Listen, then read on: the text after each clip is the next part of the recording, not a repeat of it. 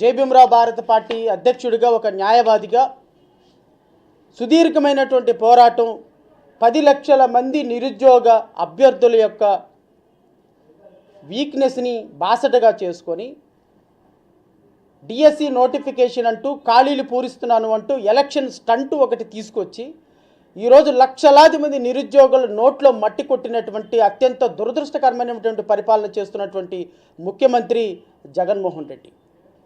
జగన్మోహన్ రెడ్డి అని పిలవటానికి కూడా అర్హత లేనటువంటి నీచమైనటువంటి ముఖ్యమంత్రి ఈ దేశంలో ఎవరైనా ఉన్నారు అంటే అది మిస్టర్ జగన్మోహన్ రెడ్డి అని మాత్రమే చెప్పగలను.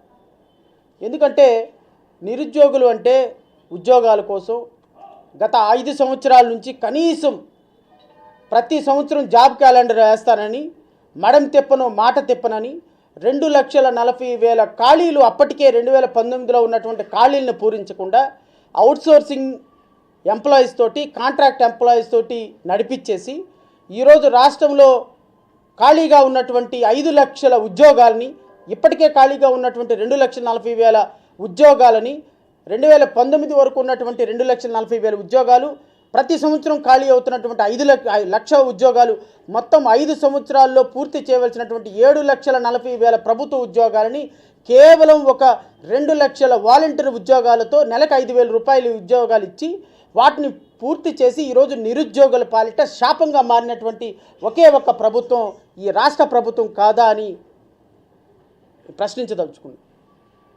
దేనికోసమయ్యా నువ్వు రాజకీయాలు చేసేది? దేనికోసం నువ్వు రాజకీయాలు నిరుద్యోగుల పాలిట శాపంగా తయారైనటువంటి మీ మీ మీ మీ యొక్క రాజకీయాలకి బలవ్వాల్సింది నిరుద్యోగుల జీవితాలతోటి ఆటలాడుకుంటారా? కష్టపడి కన్నీళ్లు పడి రూపాయి 10 రూపాయి పోగేసి తల్లిదండ్రులు తీసుకొచ్చి ఈరోజు నీ పరిపాలనలో ఉద్యోగాలు లేక 5,000 రూపాయలకి 4,000 రూపాయలకి వాలంటీర్ ఉద్యోగాన్ని చూపించి ఆ ఉద్యోగాలతోటి నీ రాజకీయంగా నీ ఓట్లు కొనేటువంటి కార్యక్రమం ప్రతి కుటుంబంలో ఎవరికి ఓట్లు వేస్తున్నారని నిరుద్యోగుల చేత రాజకీయాలు చేసి వాళ్ళకి ఇచ్చేటువంటి 5,000తోటి నీ యొక్క రాజకీయ పబ్బాలు నడుపుకునేటువంటి నీలాంటి దురదృష్టకరమైనటువంటి ముఖ్యమంత్రి, నీచమైనటువంటి ముఖ్యమంత్రి ఈ దేశంలో ఇంకెక్కడైనా ఉన్నారా అని ప్రశ్నించదలుచుకున్నాం. దేనికోసం మీరు నిరుద్యోగులతోటి ఆటలాడుకుంటారా? 6,000 ఉద్యోగాలు వేసి 10 లక్షల మంది ఉద్యోగాలకు 10 లక్షల మంది నిరుద్యోగుల దగ్గర నుంచి అప్లికేషన్స్ ఇన్వైట్ చేసి ఒక్కొక్కరి దగ్గర నుంచి వేలాది రూపాయల ఫీజులు వసూలు చేసి తప్పల తడుకుగా నోటిఫికేషన్ ఇచ్చి కేవలం వీటిని కోర్టుకు ఎవరైనా వెళితే ఆ కోర్టుకు వెళ్ళేటువంటి నోటిఫికేషన్ ఎవరైనా ఛాలెంజ్ చేస్తారు.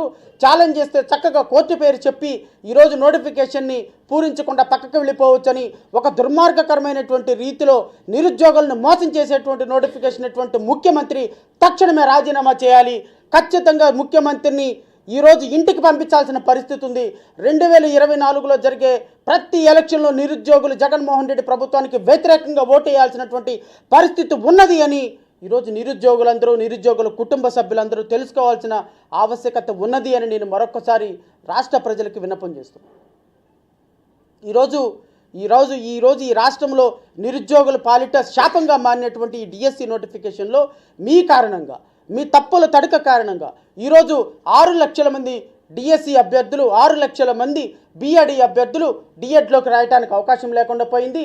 ఈ రోజు వరకు సిలబస్ని చదువుకొని డిఎడ్ అభ్యర్థులందరూ కూడా బిఎడ్ అభ్యర్థులు వస్తారేమో, మాకు ఉద్యోగాలు రావేమో, 6 లక్షల మంది అన్నెసరీ కాంపిటీషన్ మేము ఫేస్ చేయాల్సి వస్తుందేమోనని గత 10 రోజుల నుంచి చదువు లేకుండా కోర్టుల చుట్టూ తిరుగుతూ కోర్టుల తీర్పుల కోసం చూస్తే ఎప్పుడు రేపు ఎగ్జామ్ రాస్తారు, 29వ తారీఖున 28వ తారీఖున ఏ విధంగా ఎగ్జామ్ రాస్తారని మీ ప్రభుత్వం ఆలోచించిందండి? మీ ప్రభుత్వానికి ఉన్న విఘ్నత ఏంటి? అసలు మీ విద్యాశాఖ మంత్రి ఆ